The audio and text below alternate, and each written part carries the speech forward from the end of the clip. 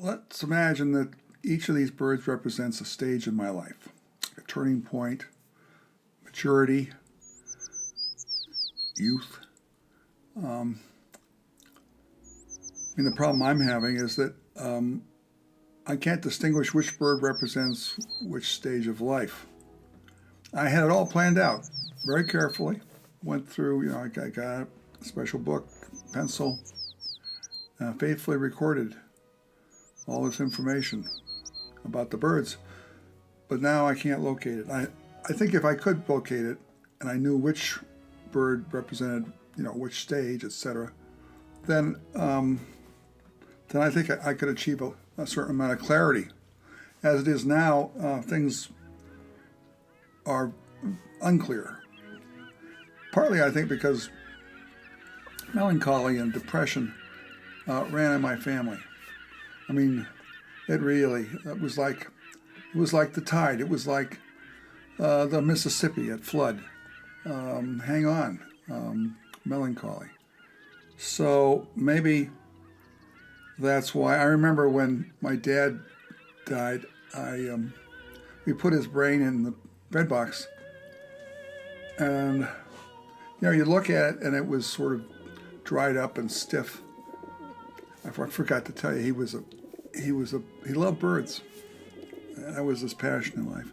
Anyway, so we're looking at his brain, and it looks really like a dried up brain, except there are these little moments of flourishing. What does that mean?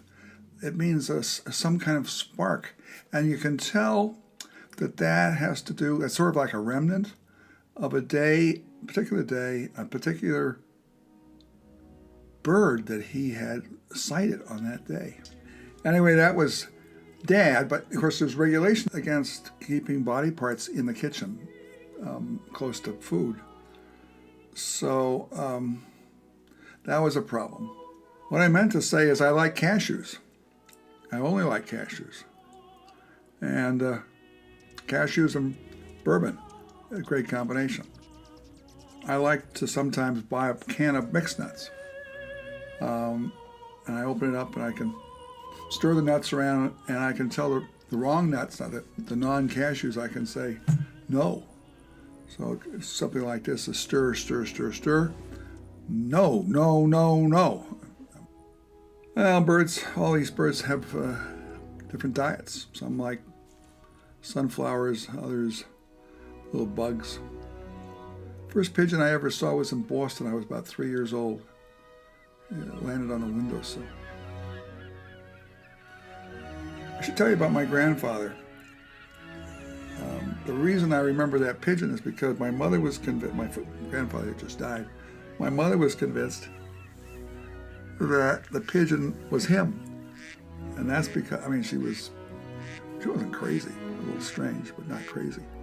And that's because my grandfather had told her when she was young that if he could, he would come back and tell her about the afterlife, and that she should look out for manifestations. And so she assumed that pigeon who was staring at her was manifesting old Grandpa.